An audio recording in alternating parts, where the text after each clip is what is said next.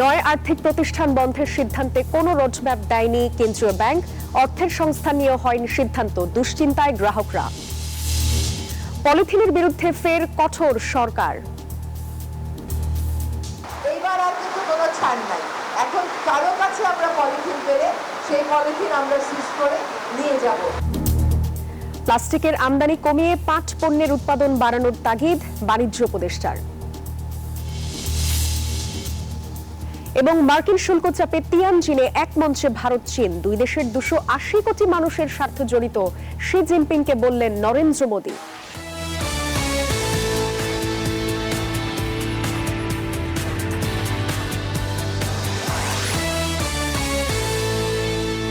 আমন্ত্রণ ব্যবসা বাণিজ্য আর অর্থনীতির সবশেষ খবর নিয়ে নিউজ 24 এর নিয়মিত আয়োজন পূবালী ব্যাংক পিএলসি বিজনেস টাইমে। সাথে আছি আমি জান্নাতুল সারিয়া। দেখছিলেন শিরোনাম, এবার বিস্তারিত। দুর্বল 9 আর্থিক প্রতিষ্ঠান বন্ধের সিদ্ধান্ত হলেও তার কোনো রোডম্যাপ দেয়নি বাংলাদেশ ব্যাংক। কিভাবে বন্ধ হবে প্রতিষ্ঠান, গ্রাহকের অর্থের সংস্থান কিভাবে হবে তা নিয়ে সিদ্ধান্ত হয়নি এখনো। ফলে আমানতের অর্থ ফেরত পাওয়া নিয়ে অনিশ্চয়তায় কয়েক লাখ গ্রাহক। মিনা ফেরদৌস জানাচ্ছেন বিস্তারিত। দীর্ঘদিন IDLC, international leasing and financial services এবং পিপলস লিজিং অ্যান্ড ফাইন্যান্সিয়াল সার্ভিসেসের চেয়ারম্যান হিসেবে কাজের অভিজ্ঞ বর্তমানে অগ্রণী ব্যাংকের চেয়ারম্যান সৈয়দ আবু নাসের বখতিয়ার আহমেদ। শুধু কাজের অভিজ্ঞতা নয়, নন আর্থিক প্রতিষ্ঠানে বিনিয়োগ করা একজন ভুক্তভোগীও। সেই টাকা আমি 18 সাল থেকে পাচ্ছি না। নিজের উপার্জনের 25 লাখ টাকা বিনিয়োগ করেছেন আর্থিক প্রতিষ্ঠানে। আশা ছিল মেয়াদ শেষে লাভসহ বিনিয়োগের অর্থ ফেরত পাবেন। তবে 2018 সালে মেয়াদ শেষ হলেও ফেরত পেয়েছেন মাত্র 5 লাখ টাকা। আমাকে দুইটা টার্মে 2020-এর দিকে আর 2022-এর দিকে আড়াই লাখ করে টাকা দেওয়া হয়েছে। আমার টাকা আমি যখন পাবো না তখন তো আমার তো ক্ষোভ থাকবে অনেক বেশি। আবু নাসেরের মতো এমন কয়েক লাখ আমানতকারী এখন বিপাকে পড়েছেন এসব প্রতিষ্ঠানে বিনিয়োগ করে। তারল্য সংকটে থাকায় এমন 9 ব্যাংক বহির্ভূত আর্থিক প্রতিষ্ঠান বন্ধের সিদ্ধান্ত নিয়েছে বাংলাদেশ ব্যাংক। হিসেব বলছে দেশের 35টি আর্থিক প্রতিষ্ঠানের মোট খেলাপি ঋণের পরিমাণ 27,000 কোটি টাকা, যার 80%ই ওই 9 প্রতিষ্ঠানের। স্মল সেভার্স তাদের তো ফেলে দিলে হবে না, টাইম ফ্রেম দিয়ে দাও, তাহলে ঠিক আছে। কতদিন কাস্টমাররা টাকা পাবে বলে দাও, বলে অসুবিধা নেই। বন্ধের সিদ্ধান্ত হলেও অর্থ বিভাগের অনুমোদন ও আমানতকারীদের ফেরত দেওয়া অর্থ কোথা থেকে আসবে সে বিষয় এখনো চূড়ান্ত হয়নি। তাদের ক্ষেত্রে অবসায়নী হয়তোবা একমাত্র অথবা মুখ্য পন্থা হতে পারে, তবে সরকারকে এখনো কোনো আলোচনার প্রস্তাবনা পাঠানো হয়নি। বিশ্লেষকরা বলছেন আর্থিক প্রতিষ্ঠানগুলোর এমন অনিয়ম আর আস্থাহীনতা সামগ্রিক ব্যাংক খাতে নেতিবাচক প্রভাব ফেলেছে। এর দায় বাংলাদেশ ব্যাংক এড়াতে পারে না বলেও মত তাদের। এছাড়া প্রতিষ্ঠান বন্ধ করতে সুনির্দিষ্ট রোডম্যাপ দেওয়ার পরামর্শ দিয়েছেন তারা। একটা সেক্টরের প্রায় 30% অ্যাসেট নাই, তাহলে এই যে সেক্টরটা যার কাজ হলো যে যারা সেভিংস, যাদের সারপ্লাস সেভিংস আছে তাদের থেকে যাদের ফান্ড রিকোয়ারমেন্ট আছে অর্থনৈতিক কর্মকাণ্ডের জন্য, এই ইন্টারমিডিয়েশনটা করা, এই পুরো সেক্টরের ইন্টারমিডিয়েশন, ফাইন্যান্সিয়াল ইন্টারমিডিয়েশন ক্যাপাসিটিটা 1/3 কমে গেছে। তাহলে আমার অর্থনীতিতে যে অর্থায়নের বিষয়টা কন্টিনিউয়াস বেসিসে, সেই জায়গাটা আমার ডিসরাপ্টেড হলো। এদিকে তুলনামূলক ভালো হিসেবে চিহ্নিত 15টি প্রতিষ্ঠানের 49,643 কোটি টাকা ঋণের মধ্যে খেলাপি মাত্র 3,627 কোটি টাকা। গত বছর এসব প্রতিষ্ঠান মুনাফা করেছে 1,465 কোটি টাকা। আর প্রথমবারের মতো বাংলাদেশ ব্যাংকের টেকসই রেটিংয়ে জায়গা করে নেয় আইডিএলসি ফাইন্যান্স ও IPDC finance. Mina Ferdous, news 24, Dhaka. পলিথিনের বিরুদ্ধে আবারও কঠোর অবস্থানে সরকার। বাজারে প্লাস্টিক ও পলিথিন পণ্য পাওয়া গেলে কঠোর ব্যবস্থা নেওয়ার হুঁশিয়ারি দিয়েছেন অন্তর্বর্তী সরকারের পরিবেশ উপদেষ্টা। আর অর্থনীতির স্বার্থে প্লাস্টিকের আমদানি কমিয়ে পাট পণ্যের উৎপাদন বাড়ানোর তাগিদ দিয়েছেন বাণিজ্য উপদেষ্টা। রপ্তানি বাজার বাড়াতে সরকারি সহযোগিতার আশ্বাসও দিয়েছেন তিনি। বস্ত্র ও পাট এবং পরিবেশ মন্ত্রণালয়ের উদ্যোগে রাজধানীর বাজারে পলিথিনের বিকল্প পাটের ব্যাগ বাজারজাতকরণ কার্যক্রমের উদ্বোধন অনুষ্ঠানে তারা এসব কথা বলেন। সবুজ রঙের ছোট ছোট ভ্যানে উদ্যোক্তাদের তৈরি পাটের ব্যাগ। কাঁচা বাজারের বিক্রেতা কিংবা ক্রেতা এসব ভ্যান থেকে যে কেউই সংগ্রহ করতে পারছেন ভর্তুকি মূল্যের এসব ব্যাগ। মান ও আকার ভেদে এসব ব্যাগের জন্য গুনতে হবে 20 থেকে 80 টাকা পর্যন্ত। পাট বর্জ্য মন্ত্রণালয় থেকে দিচ্ছে, এটা আমরা সেল করতেছি, আমরা ডিসকাউন্ট, আমাদের এখানে কোনো সরকারি ভর্তুকি দিচ্ছে এখানে। আমরা যদি একজন দুজন করে কিনে আমাদের থেকে দেখে আরো মানুষে উদ্বুদ্ধ হবে। রাজধানীর বাজারে পলিথিনের বিকল্প পাটের ব্যাগ বাজারজাতকরণ কর্মসূচির উদ্বোধন অনুষ্ঠানে উৎপাদকরা জানান, সরকারি সহায়তা পেলে পাট পণ্যের বাজার যেমন বাড়বে তেমনি বাড়বে কর্মসংস্থানও। উদ্যোগটাকে সফল বাস্তবায়নের জায়গাটাতে যত বেশি সংখ্যক মানুষকে সম্পৃক্ত করা যায়, এটা সফলতা তত বেশি বাড়বে। আমরা যে চেষ্টাটা করছি এটা আপনাদের জন্যই করা এবং আপনারাও এর অংশ। অনুষ্ঠানে অংশ নিয়ে বাণিজ্য উপদেষ্টা জানান, প্লাস্টিক পণ্যের আমদানি কমাতে চায় সরকার। বিপরীতে রফতানি বাজারে পণ্য বহুমুখীকরণের অংশ হিসেবে পাট পণ্যের পৃষ্ঠপোষকতা করতে চায় সরকার। আমি একটু ভীতি সঞ্চার করতে চাই যে আপনারা যারা এই সরকারি আইন মানবেন না, হয়তো এটার জন্য একটা সময় দিবেন, আমরা এটাকে অ্যাভেলেবেল করার জন্য যতটুকু যৌক্তিক সময় দরকার, এই সময়ের পরে সরকার খুব কঠোর অবস্থান নেবে। এ সময় পরিবেশ উপদেষ্টা সাফ জানিয়ে দেন, পলিথিনের ব্যাপারে আর কোনো ছাড় দেয়া হবে না। আমরা কিন্তু নিয়মিত এখন থেকে বাজার পরিদর্শন করব, এইবার আর কিন্তু কোনো ছাড় নাই। এখন কারো কাছে আমরা পলিথিন পেলে সেই পলিথিন আমরা সিজ করে নিয়ে যাব। অনুষ্ঠানে জানানো হয়, টিসিবির 60টি ডিলারের মাধ্যমে পাটের ব্যাগ ছড়িয়ে দেওয়া হবে রাজধানী জুড়ে। এরপর দেশ জুড়ে এর পরিসর বাড়ানো হবে। মরিয়ম আজিজ মৌরিন, নিউজ 24, ঢাকা। যুক্তরাষ্ট্রের সঙ্গে বাণিজ্য যুদ্ধের মধ্যেই চীনের প্রেসিডেন্ট শি জিনপিং এর সঙ্গে সম্পর্ক জোরদারে বার্তা দিলেন ভারতের প্রধানমন্ত্রী নরেন্দ্র মোদী। সাংহাই কোঅপারেশন অর্গানাইজেশনের শীর্ষ সম্মেলনের ফাঁকে রোববার বৈঠকে বসেন দুই নেতা। বৈঠকে আস্থা ও সহযোগিতার ভিত্তিতে সম্পর্ক এগিয়ে নেওয়ার প্রত্যাশা ব্যক্ত করেন শি। এদিকে সীমান্ত উত্তেজনা এবং আঞ্চলিক প্রতিদ্বন্দ্বিতার প্রেক্ষাপটে এই বৈঠক তাৎপর্যপূর্ণ বলে মত বিশ্লেষকদের। সাংহাই কোঅপারেশন অর্গানাইজেশন SCO এর শীর্ষ সম্মেলনে যোগ দিতে 7 বছরের মধ্যে প্রথমবারের মতো চীনের মাটিতে পা রাখেন ভারতের প্রধানমন্ত্রী নরেন্দ্র মোদী। রোববার সম্মেলনের ফাঁকে বৈঠকে বসেন শি জিনপিং ও মোদী। 50 মিনিটের বৈঠকের শুরুতেই দুই দেশের সম্পর্ক জোরদারের বার্তা দেন ভারতের প্রধানমন্ত্রী। এ সময় পারস্পরিক আস্থা, সম্মান এবং সংবেদনশীলতার ভিত্তিতে ভারত চীন সম্পর্ককে এগিয়ে নিতে প্রতিশ্রুতিবদ্ধ বলে জানান মোদী।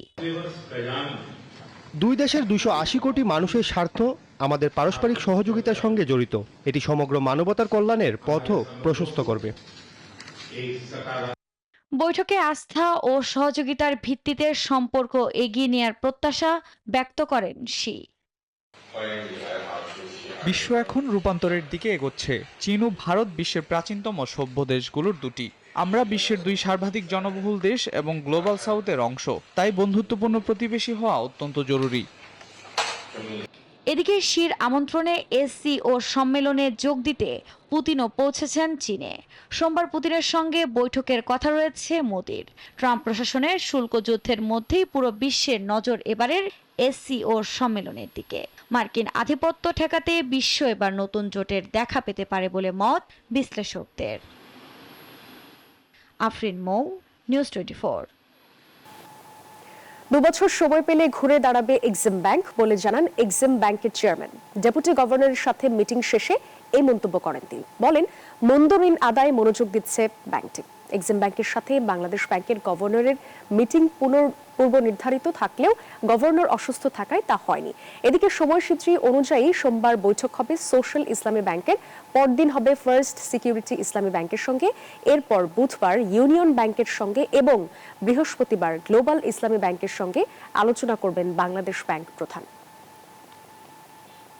মার্জারের বিষয়ে তো আমরা খুব ভালোই ছিলাম, ভালোই আছি, বাট এখন মার্জারের কারণে এখন কেউ ডিপোজিট হয় না। ডিপোজিট না হওয়াতে আমরা কোনো যতটুকু রিকভার করতে পারতেছি চেষ্টা করছি রিকভারের জন্য, প্রচন্ড কাজ করতেছে ব্রাঞ্চ এবং সবাই, সেখান থেকে আমরা আস্তে আস্তে যতটুকু পারি সার্ভাইভ করে যাচ্ছি। আবার স্বাগত জানাচ্ছি পূবালী ব্যাংক PLC বিজনেস টাইমে। সূচকের বড় উত্থানে চলতি সপ্তাহের লেনদেন শুরু হয়েছে দেশের প্রধান পুঁজিবাজার ঢাকা স্টক এক্সচেঞ্জে। একই সঙ্গে টাকার অঙ্কে লেনদেন 1200 কোটি টাকা ছাড়িয়েছে। রোববার সপ্তাহের প্রথম কার্যদিবস শেষে ডিএসইতে সবকটি সূচকের মান বেড়েছে। প্রধান মূল্য সূচক ডিএসইএক্স 76 পয়েন্ট বেড়ে অবস্থান নেয় 5594 পয়েন্টে। সূচকের পাশাপাশি এদিন ডিএসইতে লেনদেনও 164 কোটি টাকা বেড়েছে। এছাড়া হাত বদল হওয়া শেয়ার ও মিউচুয়াল ফান্ড ইউনিটের মধ্যে দাম বেড়েছে 201টির, কমেছে 141টির এবং অপরিবর্তিত রয়েছে 56টি কোম্পানির শেয়ারের দাম। অন্যদিকে দেশের অপর পুঁজিবাজার সিএসইতে সার্বিক সূচক সিএএসপিআই 232 পয়েন্ট বেড়েছে, তবে লেনদেন প্রায় 1 কোটি টাকা কমেছে। অচিরেই পুরোদমে শুরু হচ্ছে মহেশখালীর মাতারবাড়ি গভীর সমুদ্র বন্দরের নির্মাণ কাজ। অর্থায়ন করছে জাপানের আন্তর্জাতিক সহযোগিতা সংস্থা জাইকা। চট্টগ্রাম বন্দর কর্তৃপক্ষ বলছে এই গভীর সমুদ্র বন্দর হবে দেশের অর্থনীতির গেম চেঞ্জার। আবু জাবেদের ছবিতে নয়ন বড়ুয়া জয়ের ধারাবাহিকের শেষ পর্বে দেখুন বিস্তারিত। সমুদ্র পথে ট্রানজিট সুবিধা সৃষ্টির মাধ্যমে বন্দর কেন্দ্রিক বড় অঙ্কের আয়ের সুযোগ থেকে এখনো বেশ দূরে বাংলাদেশ। কারণ বিশ্বের বড় বড় জাহাজ বা মাদার ভেসেল সরাসরি চট্টগ্রাম বন্দরে ভিড়তে পারে না। ফলে এসব জাহাজের পণ্য বন্দরের জেটিতে আনতে দরকার পড়ে লাইটার জাহাজ। এতে পণ্য খালাসে ঝুঁকি ও জটিলতার পাশাপাশি বাড়ে ব্যয়ও। একই কারণে বন্দর কেন্দ্রিক অন্যান্য বাণিজ্য ক্ষেত্রেও পিছিয়ে বাংলাদেশ। তবে আশা জাগাচ্ছে মাতারবাড়ি গভীর সমুদ্র বন্দর প্রকল্প। এটি বাস্তবায়িত হলে সমুদ্র অর্থনীতিতে নতুন যুগে প্রবেশ করবে বাংলাদেশ। তবে নানামুখী জটিলতায় 24 কোটি টাকার এই মেগা প্রকল্প বারবার পেছালেও এবার দেখছে আলোর মুখ। অর্থায়ন করছে জাপানের আন্তর্জাতিক সহযোগিতা সংস্থা জাইকা। এটা আমরা গত মাস দুয়েক আগে করেছি এবং তাদের এখন যে মোবিলাইজেশন পিরিয়ড সেটা চলছে, তাদেরকে আমরা জায়গা বুঝিয়ে দিচ্ছি। অত সহসায় এটার গ্রাউন্ড ব্রেকিং সেরেমনি হবে, কাজ শুরু হবে। বন্দর কর্তৃপক্ষ বলছে প্রবৃদ্ধির মূল চালিকা শক্তি চট্টগ্রাম বন্দর। প্রতিযোগিতামূলক বিশ্বে টিকে থাকতে হলে বন্দরের সক্ষমতা বাড়ানোর বিকল্প নেই। 5 বছর পর 5 মিলিয়ন টিইউস কন্টেনার হ্যান্ডলিং করতে মাতারবাড়ি বন্দর গুরুত্বপূর্ণ ভূমিকা রাখবে বলে জানান বন্দর সচিব।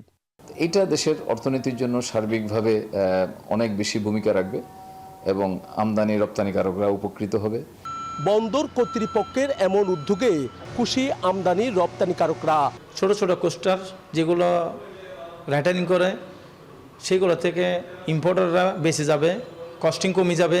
মাতারবাড়িতে গভীর সমুদ্র বন্দর হয়ে যাওয়ার পর আমাদেরকে আর অন্যান্য দেশের গভীর সমুদ্র বন্দরের উপর নির্ভর করতে হবে না। 2029 সালের মধ্যে স্বপ্নের এই সমুদ্র বন্দর চালু হবে প্রত্যাশা বন্দর কর্তৃপক্ষের। নয়ন বড়ুয়া জয়, নিউজ 24, চট্টগ্রাম। উচ্চ মূল্যস্ফীতির মধ্যেও গত জুলাই মাসে যুক্তরাষ্ট্রে ভোক্তাদের ব্যয় বেড়েছে।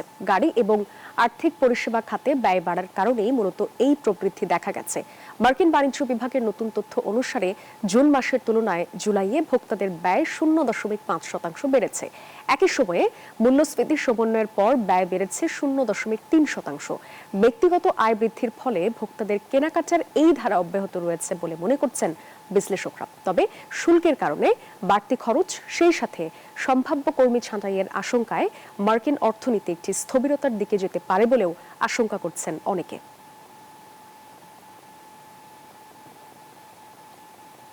এয়ারফ্লো মেশিনে পেঁয়াজ সংরক্ষণ করা যাবে 9 মাস পর্যন্ত। সম্প্রতি এক প্রশিক্ষণ শেষে রাজবাড়ীর কৃষকদের দেওয়া হয় এসব মেশিন।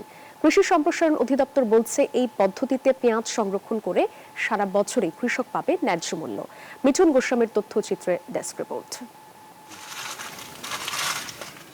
প্রতি বছর সংরক্ষণের অভাবে দেশের উৎপাদিত পেঁয়াজের বেশিরভাগই নষ্ট হয়ে যায়। এতে চরম ক্ষতির মুখে পড়তে হয় চাষিদের। পেঁয়াজের পচন ঠেকাতে কৃষি সম্প্রসারণ অধিদপ্তর নতুন উদ্যোগ নিয়েছে। রাজবাড়ীতে এয়ারফ্লো মেশিন দিয়ে পেঁয়াজ সংরক্ষণের কৌশল শেখানো হয়। মাত্র 10 বর্গফুটের হাউসে একটি মেশিন বসিয়ে 300 মণ পেঁয়াজ কিভাবে 10 মাস পর্যন্ত সংরক্ষণ করা যায় সেই কৌশল হাতে কলমে শেখানো হয়। এই মেশিনের মাধ্যমে 300 মণ পিস রাখা যায়। আগে তো আমি জানতাম না, কৃষি সম্প্রসারণ অফিসে এসে ট্রেনিং দেওয়ার পরে জানলাম। এখানে এসে যেটা জানতে পারলাম যে এখানে পিস এই মেশিনে সংগ্রহণ করলে পরে 9 মাস পর্যন্ত পিসগুলো ভালো থাকে। কৃষি কর্মকর্তার দাবি, এই পদ্ধতিতে পেঁয়াজ দীর্ঘদিন সংরক্ষণ করা যাবে, পচনের হাত থেকে রক্ষা করা যাবে। অল্প জায়গায় অধিক পরিমাণ ঠিক 300 মনে পেঁয়াজ রাখতে পারবে। এয়ার ব্লোয়ার মেশিন দ্বারা পেঁয়াজ যেটা পদ্ধতি, এই পদ্ধতিতে আসলে পেঁয়াজ নষ্ট হয় না এবং অনেক দিন প্রায় 9 মাস পর্যন্ত পেঁয়াজ সংরক্ষণ করা যায়। প্রকল্প পরিচালক বলছেন, আধুনিক এই পদ্ধতিতে সংরক্ষণ করা গেলে প্রতি বছর 4 থেকে 5 লাখ মেট্রিক টন পেঁয়াজ আমদানি করতে হবে না। কৃষকদেরকে আমরা এয়ারফ্লো মেশিন দিব, সেই এয়ারফ্লো মেশিনের মাধ্যমে তারা পেঁয়াজ সংরক্ষণ করবে। তো কিভাবে এয়ারফ্লো মেশিনের সাহায্যে পেঁয়াজ সংরক্ষণ করা যায় সেটা হাতে কলমে প্রশিক্ষণ দেওয়ার জন্য আমরা আমাদের কৃষক ভাইদেরকে এখানে ডেকে নিয়ে এসেছি। কৃষি সম্প্রসারণ অধিদপ্তরের 2 দিনের প্রশিক্ষণ কর্মশালায় 2 শতাধিক কৃষক অংশ নেন। Desk report, news 24। এই ছিল পূবালী ব্যাংক পিএলসি বিজনেস টাইমের এখনকার আয়োজনে। এতক্ষণ সাথে থাকার জন্য ধন্যবাদ সবাইকে।